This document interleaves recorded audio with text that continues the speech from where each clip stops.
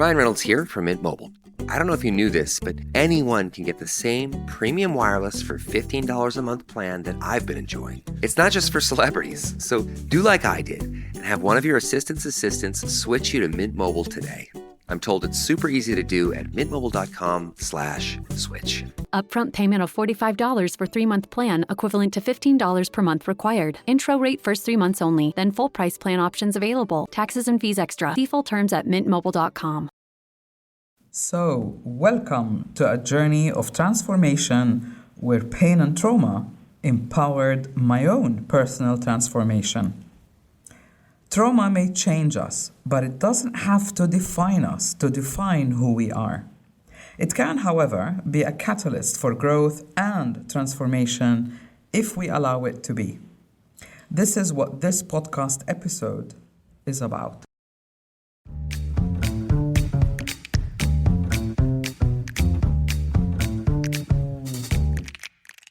Hello and welcome back to Unbox the podcast that helps you live your best.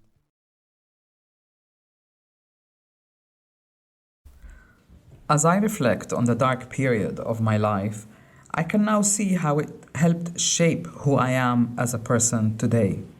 It also shaped how I work. It taught me that resilience, empathy, and the importance of self-care. You've got to kind of rise up to the surface, have a breath, and then continue on with the struggle. Otherwise, you can't really cope. But the thing is that I've learned is keep moving forward. Do what you can, even if the path is unclear, even if you don't know where you're going, but you feel this inner calling, if you like. I can't do what I want, but I can do this. Keep moving forward because the path does open up. It really forced me also to confront my own demons along the way. And I came out the other side more self-aware. If you asked me, would I have changed anything? Absolutely not. I can really see that every event was a building block to the person that I became. So, if you're going through a very difficult time, I can honestly tell you, and I do want you to know, that there is always light at the end of the tunnel. Learning the tarot for me in a creative way really showed me this. The journey of the Fool has helped me see that no matter who we are, we all pass through our own unique trials and tribulations. So although it might be similar circumstances, death, loss, sickness, divorce, whatever it is, we each pass through these difficult times. But if you really think about it, it seems like, they're almost designed to bring out the best in you. So although we may undergo similar issues, how we deal with them, how we cope, the decisions we make is what is unique about each and every one of us. Trauma can leave deep scars on the soul, that is true. Trauma may change us in some ways and change our lives, but it doesn't have to define us. It can be a catalyst for growth and transformation if we allow it to be, if we step back, way back, really back, to see the big picture. We can honestly begin to grasp the wisdom of it all. And as we do so, we begin to heal. Distancing yourself from your issue is very important. I remember during the invasion, I really couldn't cope, and there was lots of scuds flying around, and it was really, war was something else, and it was the first time that I've ever experienced that.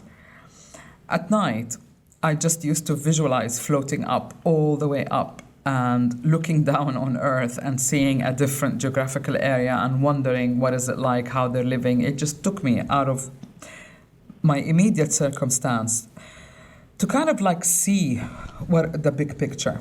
You can do it whichever way you want, but for me, that helped me to gain a different perspective. When you reflect, you might just find out that your darkest time had to have happened.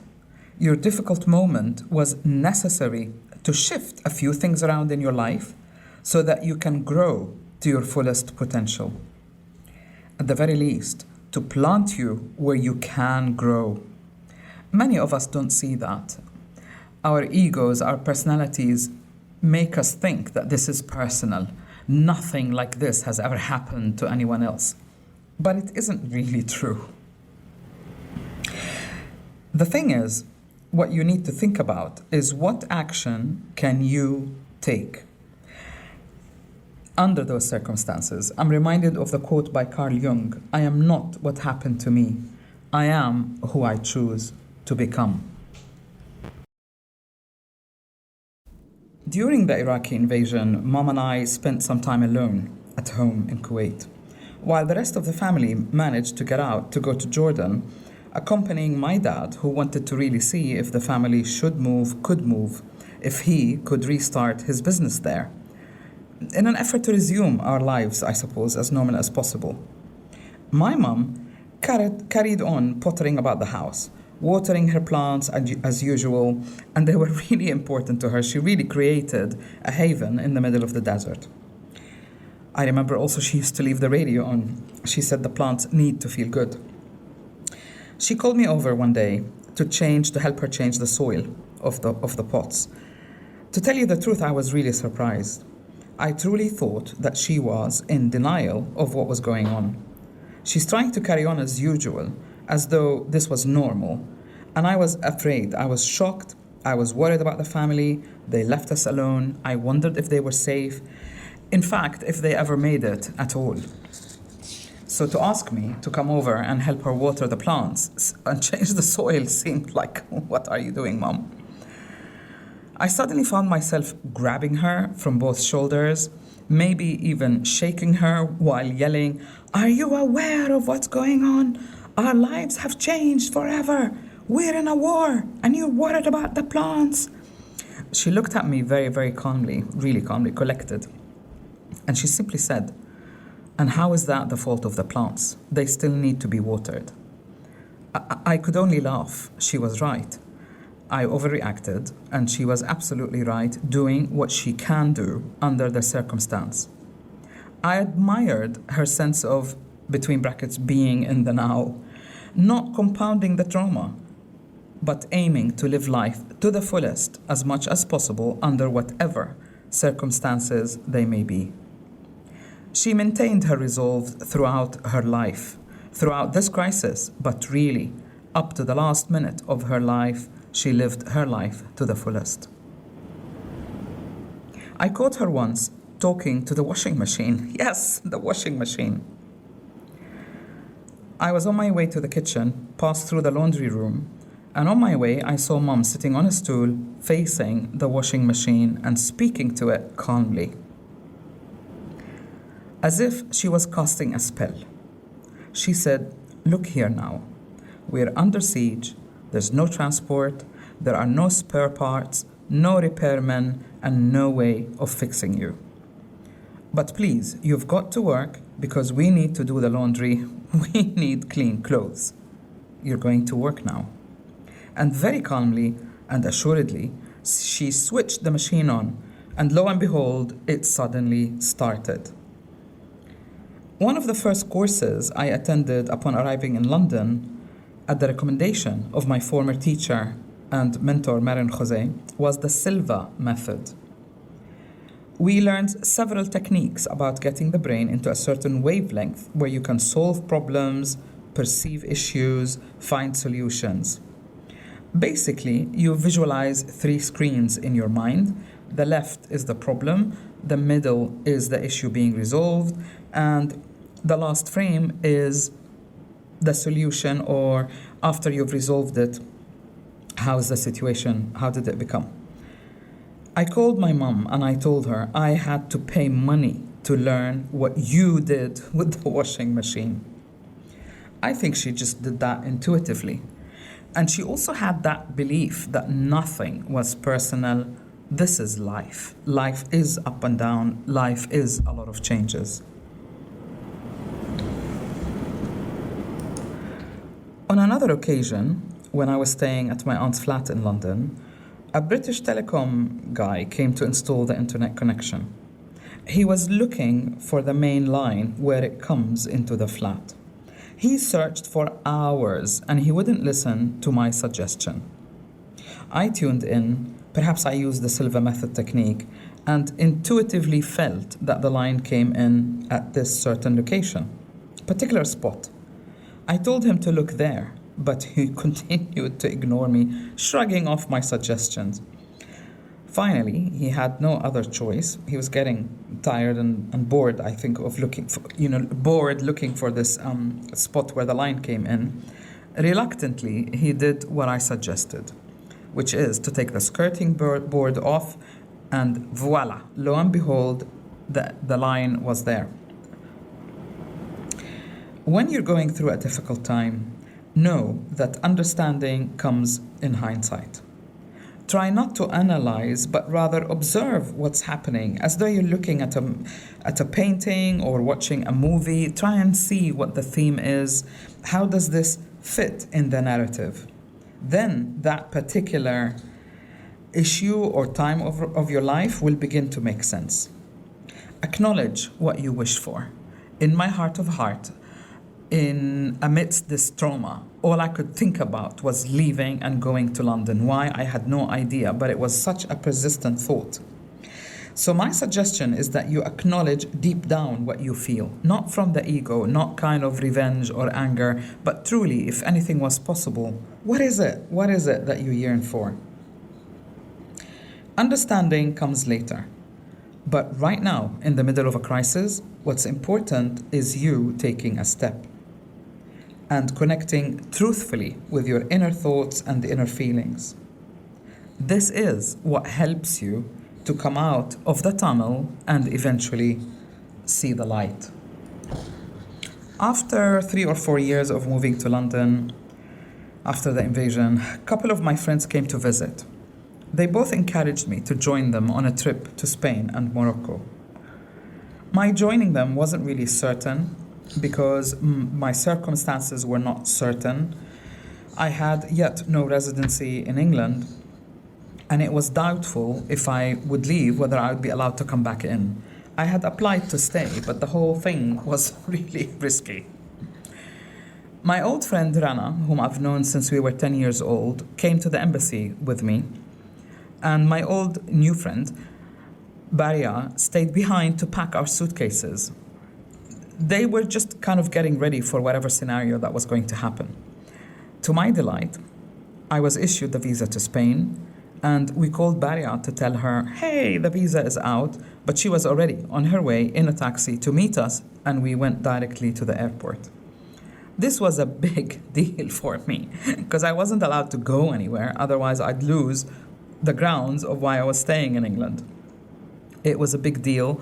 I always had this thing for Andalusia, to see the land, the landscape, to see the architecture. My friend had studied architecture. We were all delighted to see the works of Gaudi. I think it's really important to do something that you love because it does nurture the soul. I think all of us were ardent fans of Picasso. At the time, I was learning to do ceramics, and I found out that Picasso did ceramics too. So this was something that we all enjoyed, and it meant a big deal that we could share it together and experience it together on this trip. To commemorate the event or the occasion, I bought a scarf in Spain, and the scarf had a quotation by Picasso saying something to the effect of, "In art, to search is not the thing, to find is the thing." And this was about, 30 years ago, but it made an impact on me. So it's not the analysis. And again, I remember an old Chinese proverb that says, worrying is like a rocking chair. It gives you something to do, but nowhere to go. What you want is to have the right action in the right direction towards the solution or towards where you want to go. I want to read you this quotation from Picasso. I searched and recently I found it. It was part of an article that was published in New York in 1924. Of course, he's talking about his artistic creation process. He said, "I can hardly understand the importance given to the word research in connection with modern painting. In my opinion, to research means nothing in painting. To find is the thing. Nobody is interested in following a man who, with his own eyes, are fixed on the ground, spends life looking for the purse and the fortune that is put on his path. The one who finds something, no matter what it might be, even if this intention were not to search for it, at least arouses our curiosity, if not our admiration. Amongst the several sins that I have been accused of, Picasso says, none is more false than that I have as the principal objective of my work the spirit of research. When I paint, my object is to show what I have found and not what I'm looking for. In art, intentions are not sufficient. I would say in life, Picasso as well. As we say in Spanish, love must be proved by deeds and not by reasons. What one does is what counts, and not what one had the intention of doing. I mean, isn't that great? Isn't that inspirational? I really love art, the process of creating something, the way that the brain perceives dimensions, space, what colors go with what color. There is so much that you can learn from art, so much so that I often tell my clients, every person is like a blank canvas. Let them show you their true color. And when they do, you either accept that painting or you walk away. That way, you don't cause yourself unnecessary trauma. I hope this podcast episode has helped you realize that our love for life, to be alive, to live our best lives, and passion for what we truly desire make us stronger. They help us overcome any seemingly unjust struggle we might be going through at any time in our lives. Again, traumas do not define who we are, but our actions do. Your darkest moment can be your greatest source of strength. I look forward to you joining me next Tuesday for more inspiring episodes of Unbox the podcast, where we continue with the journey of overcoming life's challenges and developing resilience. Please remember to subscribe and share this podcast episode. Till next week, live your best life one day at a time. This is Sahar Huneidi Palmer, wishing you a great week.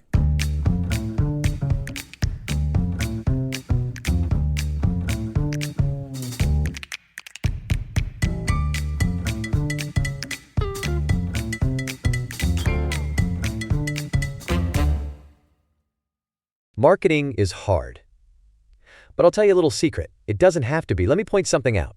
You're listening to a podcast right now, and it's great. You love the host. You seek it out and download it. You listen to it while driving, working out, cooking, even going to the bathroom. Podcasts are a pretty close companion. And this is a podcast ad. Did I get your attention? You can reach great listeners like yourself with podcast advertising from Libsyn Ads. Choose from hundreds of top podcasts offering host endorsements, or run a pre-produced ad like this one across thousands of shows to reach your target audience in their favorite podcasts with Libsyn Ads. Go to libsynads.com, that's Libsyn, ads.com today.